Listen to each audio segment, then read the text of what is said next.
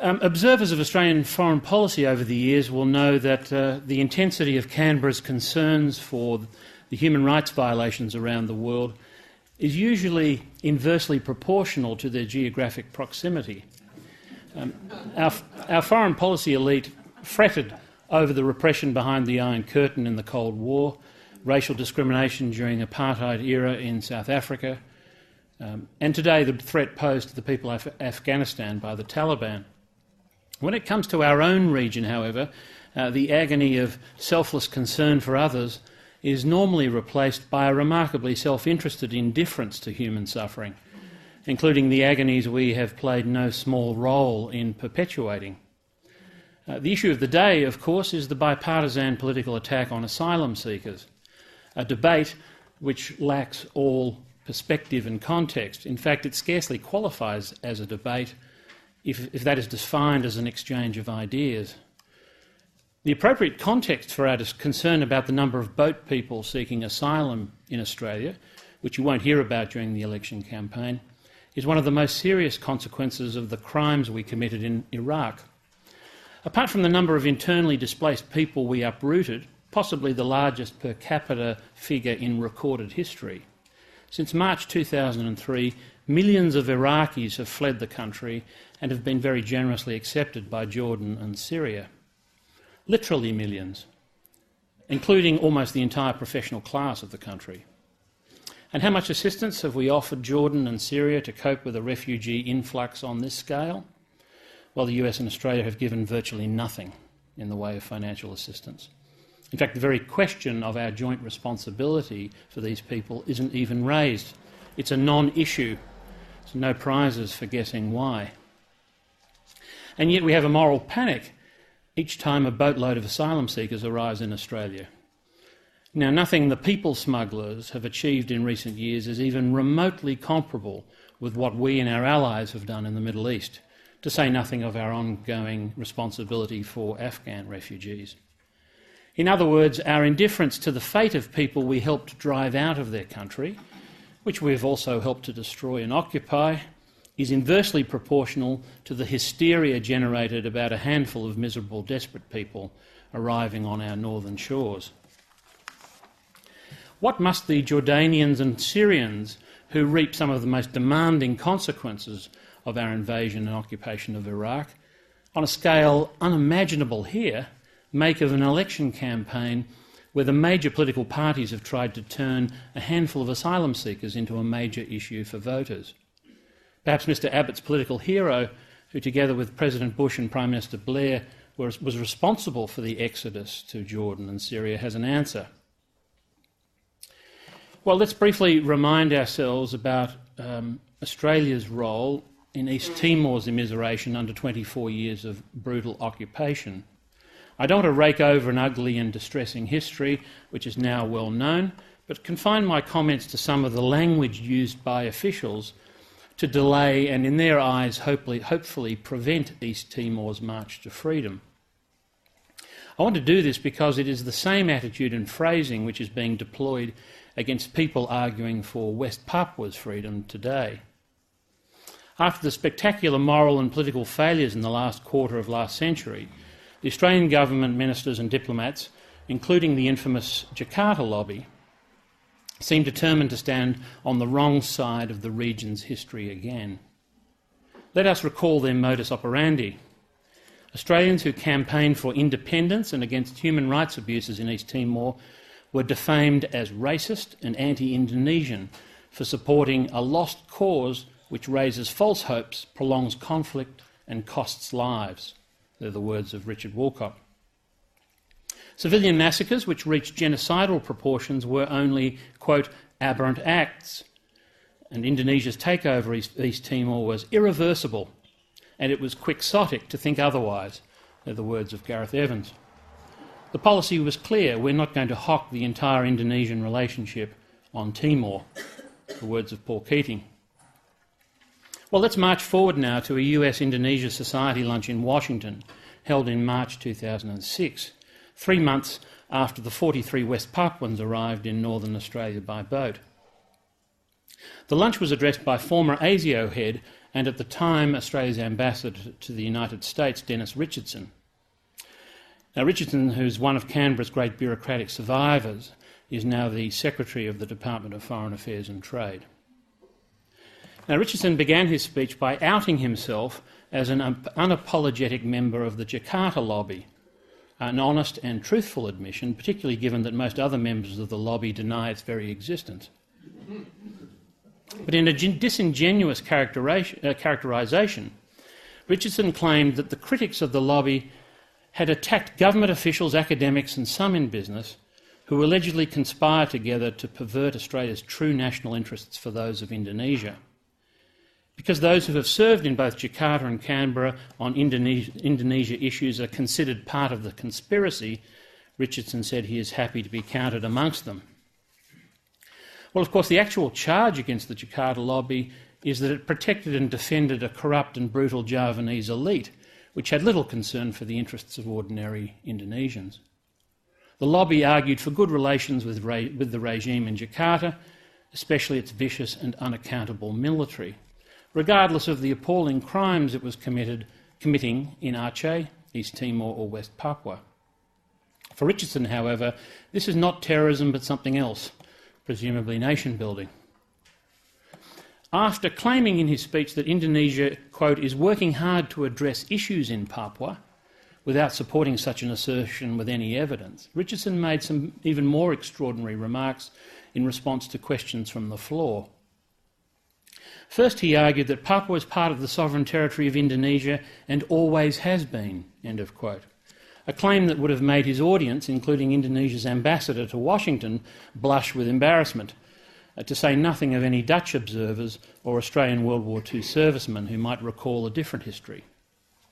Richardson is apparently unaware that throughout the 1950s, Robert Menzies, Percy Spender and Richard Casey opposed Indonesia's territorial claim to West Papua and supported the right of its Melanesian inhabitants to determine their own political future. Until 1961, Canberra preferred that, and this is the words of the official history, the Dutch remain in West New Guinea until self-determination can be exercised, and hopes that the Papuans would elect some status other than association with Indonesia. End of quote. So Richardson clearly isn't aware of the history of his own diplomatic corps that he now heads up. Next, Richardson attacked those supporting freedom in West Papua in strikingly similar tones to those used to demonise Australians who assisted the East Timorese in their struggle. He said that it was, quote, possible to ask questions whether those whose raison d'etre was the independence of East Timor has now become Papua, and perhaps those critics cling to an Indonesia that no longer exists. For them to accept that Indonesia of today and to actually reinforce the positive developments in Indonesia is to deny them their raison d'etre. Well, Richardson's adopting an interesting line of attack. Criticise people because their concerns for human rights violations extends beyond the boundaries of one territory and into another, where others are subject to the same attacks. Well, who could be ashamed with a raison d'etre like that?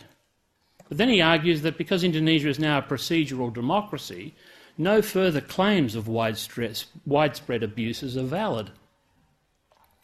Well, these remarks display an extraordinary ignorance of how far Indonesia must still travel before it could claim to have developed a democratic political culture. Free elections do not guarantee humane treatment of the population by security forces. Total civilian control of the military and police is but one of several prerequisites yet to be properly addressed. And as Richardson well knows, it was the same activists campaigning for freedom in East Timor who led the call for a democratic transition in Indonesia, while he and his diplomatic class held hands with the dictator Suharto, thwarting the very changes that he now wants to champion. More concerning is Richardson's failure to either notice or care about the deterioration in conditions for the indigenous inhabitants of West Papua since Indonesia's political reforms. Where are the positive developments for them? Why hasn't the arrival of democracy in Indonesia ended what the Immigration Department in Australia found to be political persecution? What sort of a democracy prevents external scrutiny of its actions by barring the entry of journalists, academics and politicians into its eastern province? What is Jakarta hiding? In words borrowed from a former Australian Prime Minister who found East Timor to be an irritant in his own personal odyssey with General Suharto, Richardson is unconcerned by the atrocities committed against the Republic's Melanesian people. I certainly don't believe that policy approaches to Indonesia should be held hostage by the issue of Papua, he says. Apparently, there is no middle ground. Policy is either a hostage to Jakarta's behaviour in West Papua, or it should completely ignore whatever crimes are committed there. Well, Richardson's attempt to stigmatise critics of Indonesia's behaviour in West Papua was reinforced by the Immigration Minister of the time, Senator Amanda Vanstone, who later left the Howard ministry to join Richardson on the greener pastures of diplomatic service. Vanstone claimed that, quote, separatism is a toxic cause, end of quote, and evidence of, quote, racist sentiment, end of quote, despite the embarrassing and politically awkward fact that her own department found that 43 West Papuan separatists who arrived on Cape York in January 2006 were in fact fleeing persecution.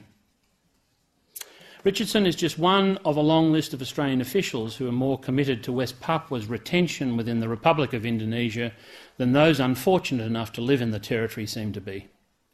His recent elevation to DFAT Secretary continues Australia's diplomatic tradition of appointing members of the Jakarta lobby to the most senior positions in the foreign policy and intelligence bureaucracies. Well, beyond the recidivism of the Jakarta lobby, the picture of human rights abuses in West Papua is all too depressingly familiar, especially to those who know what went on in East Timor between 1975 and 1999. The crimes against West Papuans have been systematic and state-sponsored, or more accurately, state terrorism, but of the kind that doesn't excite or even interest Western political elites, including the use of militias to target independence activists. The crimes are grave, bordering on genocide, perhaps as many as 400,000 unnatural deaths over 4 decades, according to the Yale University Law School study. And the crimes were committed with impunity. There's simply no appetite in the Indonesian legal system for prosecuting those responsible for crimes over a long period. There's just no accountability. Well, the crimes have been characterised by the political persecution of independence activists. The Free Papua movement and others have been targeted. Estimates suggest that up to 20% of Kopassus's 5,000 personnel are stationed in West Papua. Why? Then we have the cultural attacks against Melanesians, including attempts to alter the demographic balance in the territory through transmigration. Estimates suggest that around 40% of the territory is now populated by non-Melanesians, transmigrants and economic migrants. Then we have the expropriation of wealth from the natural resources of the territory, the enormous mineral wealth of the province, from the Freeport mine in particular.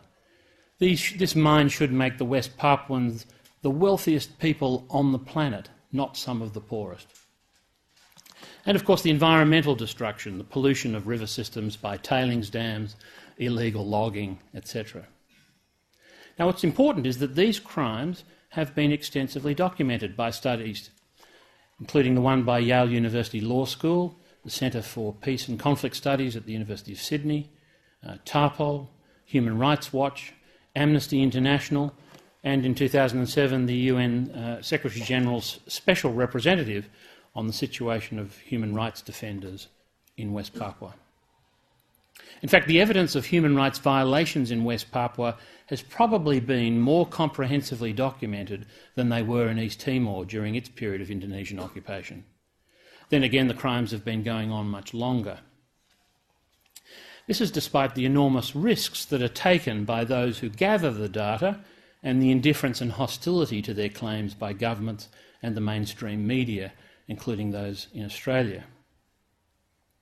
Now, remarkably, in 2006, The Australian Department of Immigration and Multicultural Affairs determined that 43 West Papuans were refugees under the UNHCR definition, that they faced a well-founded fear of persecution if they were forcibly returned home.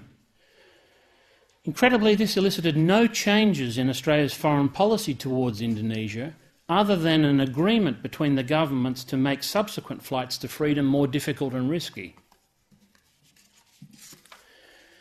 Preventing further embarrassment to both governments was clearly the first priority. Canberra could have asked Jakarta to stop the persecution of people in the province, and if heeded, many of the political problems in the province would have eased. Instead, the old East Timor policy of appeasing Jakarta, blaming the victims and messengers, as well as avoiding the root causes of the problem, were reflexively adopted. The challenge for both governments ever since has not been to terminate or even attenuate the abuses, but instead to prevent further exposure of the crimes committed in West Papua, with only mixed success. Now, successive Australian governments since the mid-1960s have adopted the view that political stability across the Indonesian archipelago, which they believe is bedevilled by inherent centrifugal forces, can only be secured through military repression. This largely explains Canberra's indifference to Indonesia's military atrocities throughout the Republic. In fact, precisely the opposite is true. State terrorism is a primary cause of political fragmentation and secession in Indonesia. Now, a few points about this deserve elaboration. Fears about the balkanisation of Indonesia are largely irrational and unfounded, and don't exist to any serious degree beyond Aceh and West Papua, the most western provinces and the most eastern province. Promoting stability in a territory is meaningless unless you understand what is being stabilised there. In West Papua, this means stabilising political repression and human rights violations. Canberra looks foolish and wins very few admirers beyond the Javanese political elite when it appears more committed to West Papua's retention within the Republic of Indonesia than the people of the province are themselves. In politics, international politics, political boundaries are not immutable. They change all the time, sometimes unexpectedly. Think of the USSR, Germany, Yugoslavia, Czechoslovakia, Korea, Palestine, Cyprus, Kosovo. Boundaries, political boundaries, are not sacrosanct. They're not sacred. And those who try and preserve the status quo just don't understand how change in history works. Now, crucially for the West Papuans, self-determination is not a once and forever event. People have the right to reconsider their political arrangements, especially when the bonds of nationalism are broken by state violence and exploitation. The International Court of Justice opinion granting Kosovo the right to declare its independence recently may have implications for Papuans' pursuit of self-determination. The ICJ ruled that Kosovo's 2008 declaration of independence from Serbia did not violate international law. The ICJ decision has drawn broad international comment, of course, and much of it is yet to be worked out. Much of the analysis and the implications, particularly the legal implications, are yet to be decided. But, of course, much of the speculation arises from the prospect that other secessionist movements might be advanced by the Kosovo precedent. The Kosovo case was the first example of unilateral secession to be brought before the ICJ. Now, several principles established within the ICJ decision may apply to the call for a Papuan right to self-determination. These include the ICJ's acceptance of the presumption in international law that civil and human rights, including the rights of minorities, should be protected.